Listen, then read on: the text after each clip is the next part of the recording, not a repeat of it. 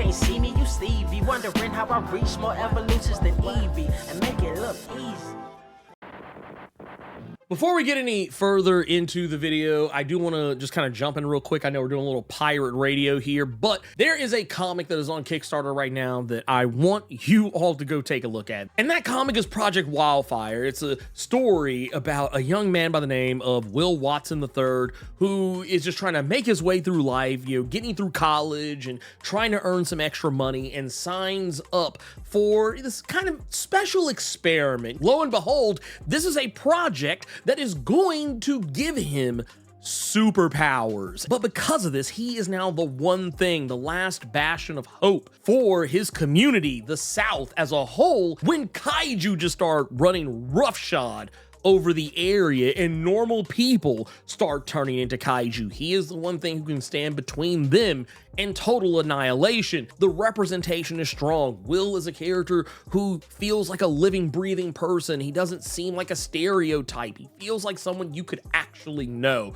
And I really like this story. It's from a good friend of mine by the name of Quinn McGowan, who he's collaborating with Hannibal Taboo on this one. They're doing fantastic work here. And also Quinn is someone who I am also collaborating with for, you know, one of my own personal projects that I'll probably be talking about here more soon. So yes, I am 100% behind this. Go check it out. There's a link down below for the Kickstarter. If anything that I've said sounds of interest to you, or anything you see on that website sounds of interest to you, please, I implore you, go help bring this project to life. Backing this project, you can either get the digital trade of this comic, which is like the first 7 issues, and if you go even further than that, you can also pick up a physical copy of it as well. Also, if you back this, please share this with other people who you think would like it as well, because we really want to bring this project to life, and I feel like this is one of those things that I could easily see becoming more than just a comic you see in a shop somewhere. So don't walk, run to Kickstarter right now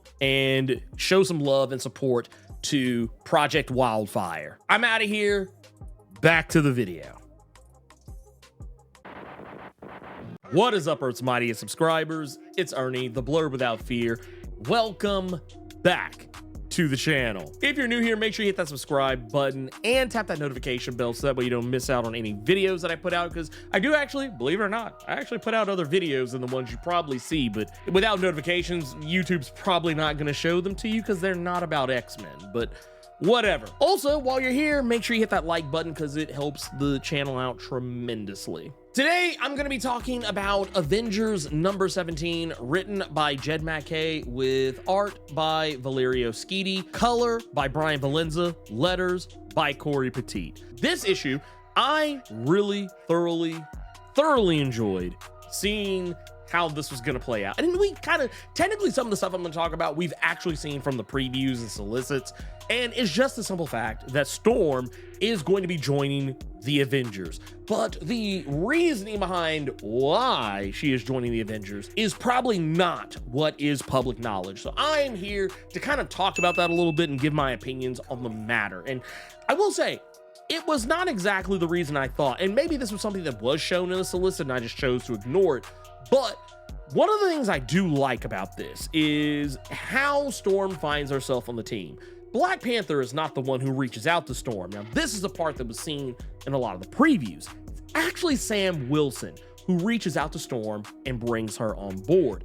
Now, what I find very interesting of this is that this issue takes place right after Blood Hunt. And right now, the Avengers are licking their wounds. They're happy that they have saved as many people as they did. They were able to thwart Blade, or rather Varney, and they were able to save all their friends, but 1,000 some odd people were lost in the process. Billions of lives were saved, but still, there was a death toll large enough for Captain Marvel to take notice of it.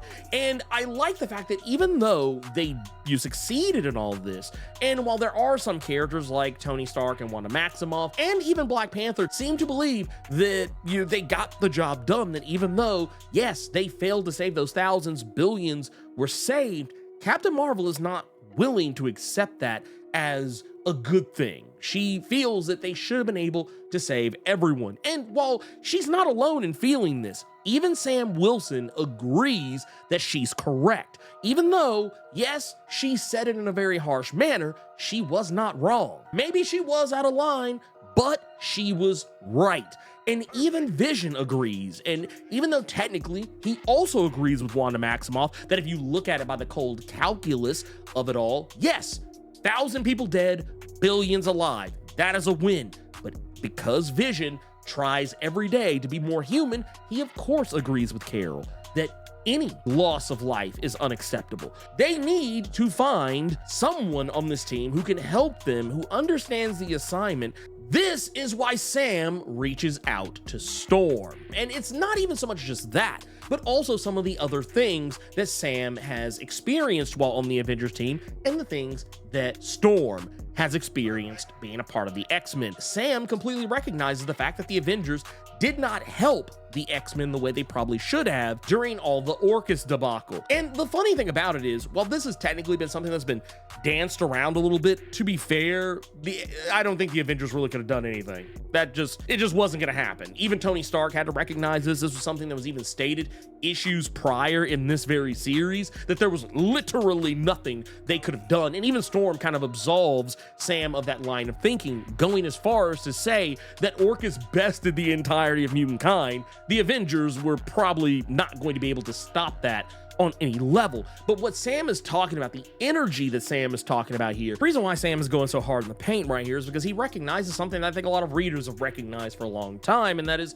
that when the Avengers have a problem, the X-Men come running. When the X-Men have a problem, the Avengers are nowhere to be found. Now, granted, as I've said before, I actually agree with the assessment of Tony Stark. If the X-Men, who have so many different mutants with so much power, couldn't stop Orchis, 7 Avengers was not going to make much of a difference.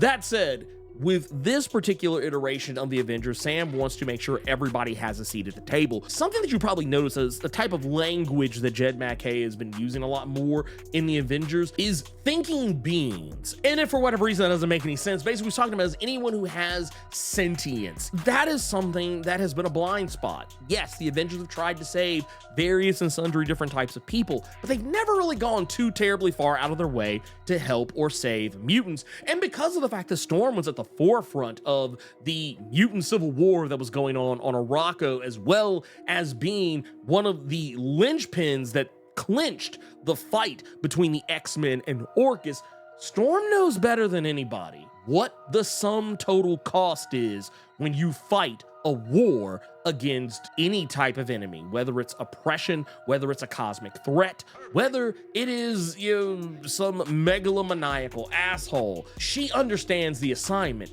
And also, she recognizes the very same line of thinking that both Captain Marvel and Sam Wilson do agree upon, that there is no such thing as an acceptable amount of loss. You have to save the amount of people that you can and try your damnedest to save even the ones you don't think you can. You have to fight the good fight at all times, and Storm understands that. It's one of the reasons she is considered one of, if not the greatest leader of the X-Men.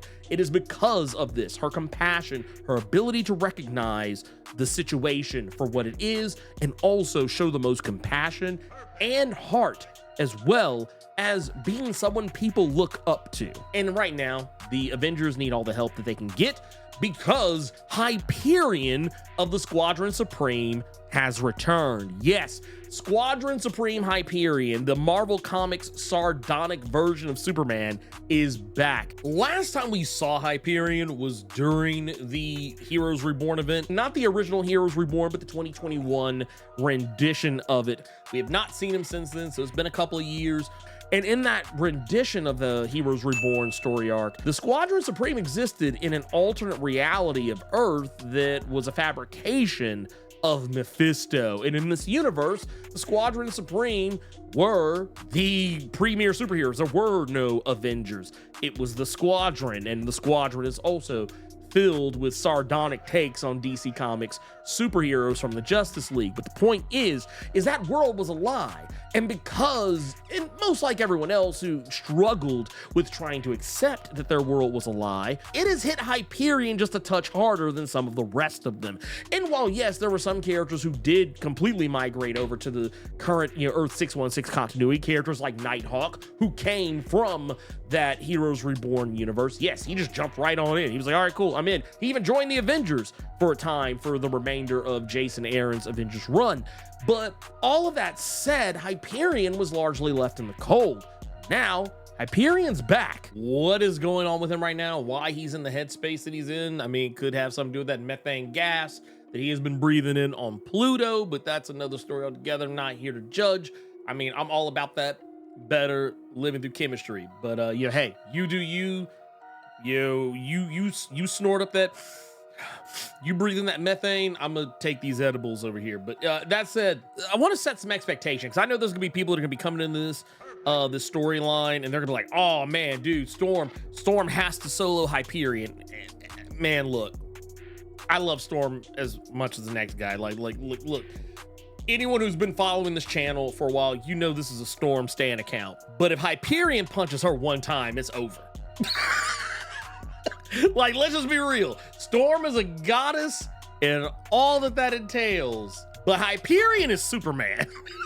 Like, when I say that, I don't mean like, oh, he's like Superman. Like, no, he is literally Superman, just in Marvel Comics. If Hyperion chin checks her just one time, it's wrap. You can cancel Christmas in Wakanda. You can cancel Christmas everywhere. It's over. It's wrap. Like I said, I'm not gonna sit here and stand to the point of stupidity. I love Storm. I love her to death. Be like, baby, honey, love you. But this ain't your fight, baby. This ain't your fight, boo-boo. But no, I think what's gonna happen here is not gonna be so much a battle of power or might that is gonna win this fight. I actually think it might be something a little bit different than that. I mean, yes, Hyperion is on a crash course, a collision course rather, with Earth. He is planning to fly right through it from Pluto in order to completely annihilate it so that he can, I guess, deal with his shattered ego over losing his own universe. I mean, it's kind of dumb, like what Hyperion's doing. It's like, it's dumb on his face. It makes him look psychotic, which I think is kind of the point. But the whole thing that I really want to send home here is that I don't think this is going to end with a fight. I mean, yes, there will be a fight. Make no mistake. There is no way that any two people with superpowers can ever meet and actually have an actual rational conversation without trying to beat the shit out of each other first. No, there is going to be a fight. Make no mistake, there will be a fight. However, I think the thing that is Storm's greatest superpower, which is her compassion, her ability to communicate, the ability to reach the hearts and minds of others, the ability to speak to a person in such a way that can cut to the core of them and get them to maybe see the reason. I think this is going to be where Storm is going to shine in this picture. Because I'm going to be honest with you, Hyperion can solo the Avengers. That ain't even up for debate.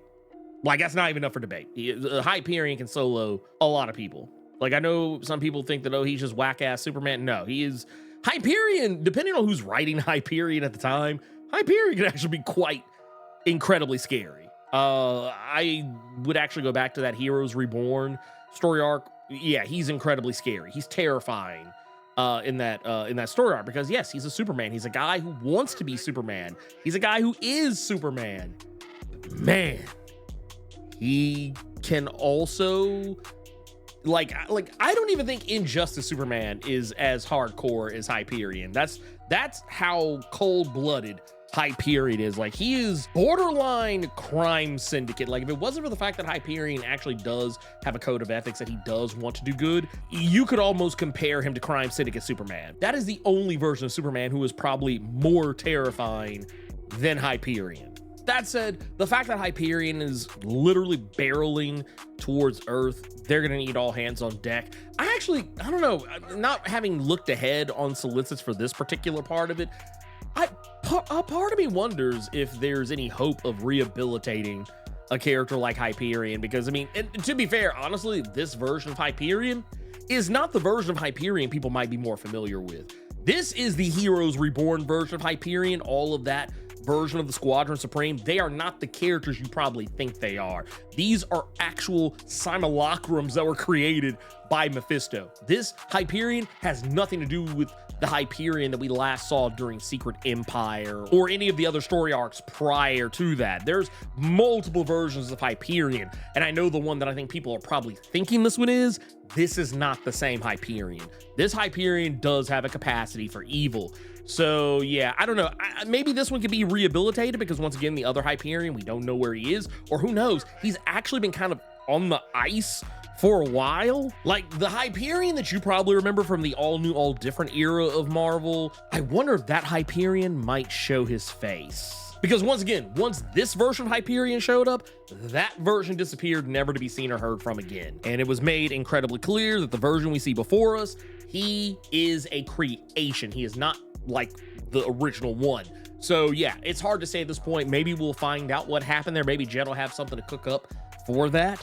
But at the end of the day, I think Storm will definitely be the linchpin that's going to help bring this all together. It's going to help take Hyperion down. I just don't think anyone needs to go in expecting her to throw hands directly with Hyperion and not get the full beat out of her. Like, I mean, like I said, I love Storm to death. She is fantastic. She is a great fighter, and she's great at fighting people who are more powerful than her. Let me make sure I'm clear when I say that. But this Superman, this Superman, I believe, like, I mean, look, I want to be like, yes, we can, just like everybody else. But I mean, look, let's not be silly here. Okay. Let's not be silly. I know there's gonna be some people saying, oh, no, Blerd had turned on us. He didn't turn on us. No. This is called the cold hard calculus.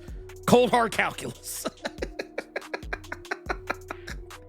This dude's hitting for 100 tons, okay? He hits for 100 tons. This guy, Hyperion, can fight Hulk back to normal, okay? This guy can literally fight Hulk back to normal. So I want y'all to understand where I'm coming from here when I say these things. I'm not saying these because like, oh, I've jumped ship. I'm shitting on Storm now. And I know there's gonna be some people like, oh, well, she just shit all over Thor in the Immortal Thor books. Let's be real. Thor was not trying to fight her. Let's just be real. That fight would have gone a completely different way had Thor actually wanted to throw hands. Like if Thor actually wanted to hurt Storm, I'm not saying that he just would have wiped the floor with her, but I mean, let's be real. There's a reason why that fight went the way it did. It was because he did not want to fight. That's that on that. So yeah, I think this one is going to be Storm using the superpower most people like to conveniently forget that she has, compassion. Trust me.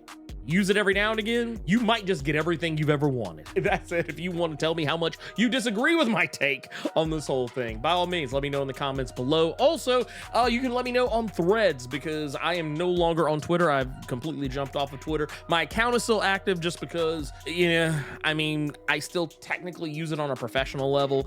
And it's also one way that a lot of creatives are able to reach out to me. People who are in the indies, the people who are on the bigger, stage can reach out to me and, ask me if they want me to check out their books or not. But that's the only reason why it's still open. You won't see me posting. I might check in every now and again, just kind of scroll, but you're not going to see me posting anything on there. I'm not even going to be liking anything. Not that you can see it because, Elon Musk. But the point of the matter is I've left Twitter. I'm done with it. It's gone. It's finito. It's hoed. It's done. And instead of giving you the customary outro video that I've been using for a while lately, roll the new one. I've seen what's around the corner.